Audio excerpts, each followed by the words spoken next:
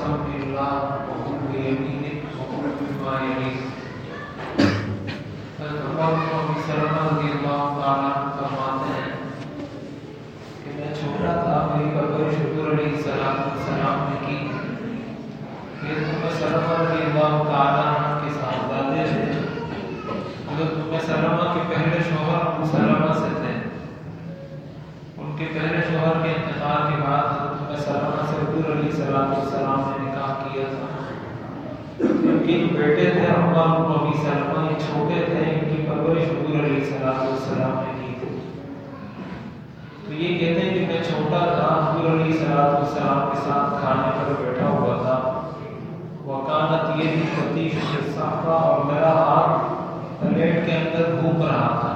یعنی میں کبھی ایک جگہ سے کھاتا تھا، کبھی دوسری جگہ سے کھاتا تھا، کبھی بیچ میں سے، کبھی ایک طرف سے. تو حضور علیہ السلام نے اپنی 3 نصیحتیں کی. آپ نے فرمایا یا غلام سم اللہ، اے لڑکے اللہ کا نام لے کر کھاؤ، بسم اللہ پڑھ کر کھاؤ. وکل بیمینک، دائیں ہاتھ سے کھاؤ. وکل مما یلیک، اور اپنے سامنے سے کھاؤ. یہ بخاری اور مسلم کی روایت ہے. اس میں آپ نے 3 نصیحتیں اور 3 آداب سکھائے ہیں کھانے کے. پہلا ادب یہ ہے کہ انسان کھانے سے پہلے بسم اللہ پڑھے، اللہ کا نام پڑھے. اس لیے کہ حدیث شریف میں آتا ہے کہ جب کھانا کھانے سے پہلے بسم اللہ نہیں پڑھی جاتی، اس کھانے والے کے ساتھ شیطان شریک ہو جاتا ہے. یعنی شیطان بھی اس شخص کے ساتھ کھانا کھاتا ہے.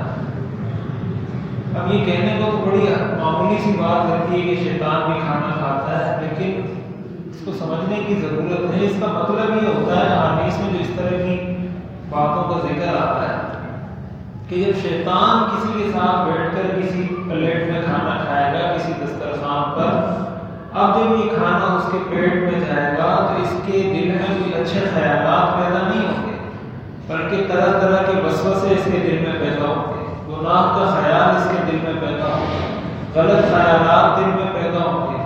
یہ جو غلط خیالات پیدا ہوتے ہیں، وسوسے پیدا ہوتے ہیں، اس کی بنیادی وجہ یہی ہے کہ شیطان کھانے میں شریک تھا، اور اس کے شریک ہونے کی وجہ سے انسان گناہوں میں یا تو مبتلا ہو جاتا ہے یا دل میں برے خیالات آتے ہیں.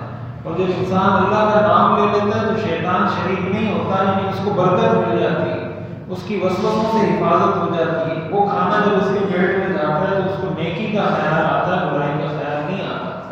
تو یہ دیکھنے میں تو بظاہر بہت معمولی سی چیز ہے، لیکن اس کی اہمیت بہت زیادہ ہے.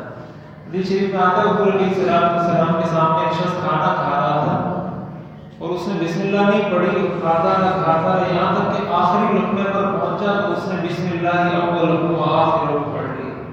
تو اس پر حضور علیہ السلام مسکرائے اور آپ نے فرمایا کہ شیطان مسلسل اس شخص کے ساتھ کھانا کھا رہا تھا، یہاں تک کہ جب اس نے آخری لقمے سے پہلے یہ پڑھا بسم اللہ اول و آخر، تو شیطان نے جو کچھ کھایا تھا وہ ساری الٹی کر دی اس نے اور ساری طے کر دی. تو اس لیے اگر شروع میں یاد نہ رہے، درمیان میں آدمی پڑھ لے، لیکن اس کا اہتمام کرنا چاہیے.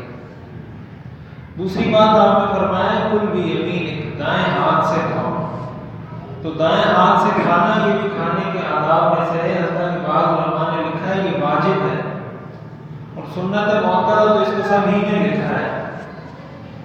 اس کو چھوڑنے والا بلا عذر چھوڑنے والا گناہگار ہے. اب حدیث شریف میں آتا ہے حضور علیہ السلام کے سامنے ایک شخص الٹے ہاتھ سے کھا رہا تھا، تو آپ نے اس کو کہا سیدھے ہاتھ سے کھاؤ. تو اس نے آگے سے جواب میں کہا لا استطیع، میں سیدھے ہاتھ سے نہیں کھا سکتا. یعنی کھا سکتا تھا، صرف تکبر کی وجہ سے اور بات نہ ماننے کی وجہ سے اس نے کہا لا استطیع، میں نہیں کھا سکتا سیدھے ہاتھ سے. آپ نے آگے سے فرمایا لستطعت، تم آئندہ کھا بھی نہیں سکو گے.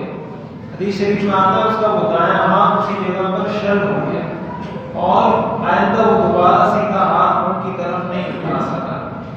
تو اس سے پتہ چلتا ہے کہ یہ کتنی خطرناک چیز ہے.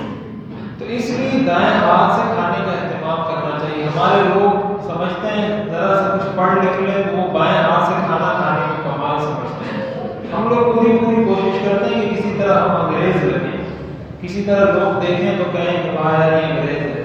لیکن ہم جتنی بھی کوشش کر لیں انگریز پھر بھی ہمیں یہی کہے گا کہ کالا انگریز ہے، سفید انگریز پھر بھی ہمیں نہیں مانے گا، دوسرے درجے کا ہی شہری مانے گا۔ تو پہلے درجے کا مسلمان ہی بن جائیں یہ بہتر نہیں کہ دوسرے درجے کے انگریز بنیں۔ تو اس لیے بائیں ہاتھ سے کھانا کھانے میں کون سی انگریزیت ہے؟ یہ کون سا بھی کمال کی بات ہے؟ حضور علیہ السلام نے جو امت کو تعلیم دی ہے، اب بائیں ہاتھ سے آدمی استنجا بھی کرتا ہے، بائیں ہاتھ سے کھانا بھی کھائے، یہ تو فطرت کے بھی خلاف ہے۔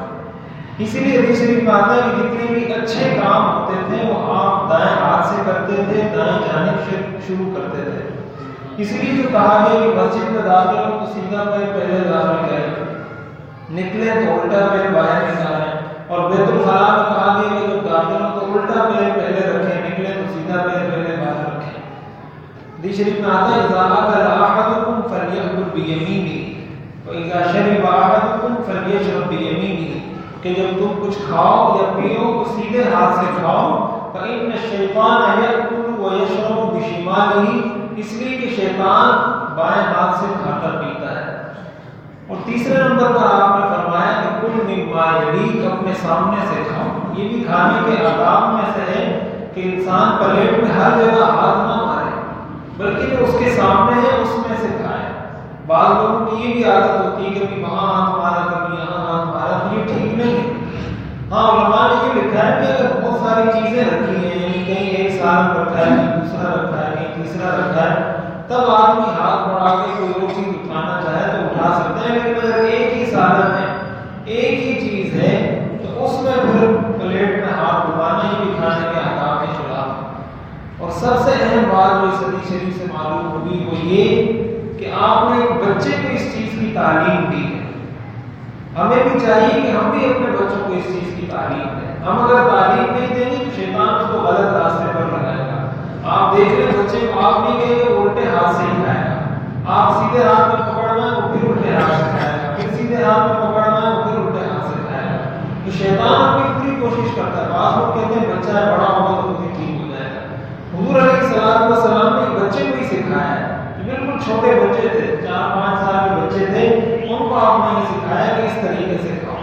تو ہم بھی جب بچوں کی تربیت ان چیزوں کے ساتھ کریں گے، ہمیں چھوٹی چیزیں نظر آتی ہیں لیکن اس کا تربیت پر انسان کی زندگی پر بہت گہرا اثر ہوتا ہے، تو باقی چیزوں میں بھی ان کی تربیت آسان ہوگی۔ اللہ تعالیٰ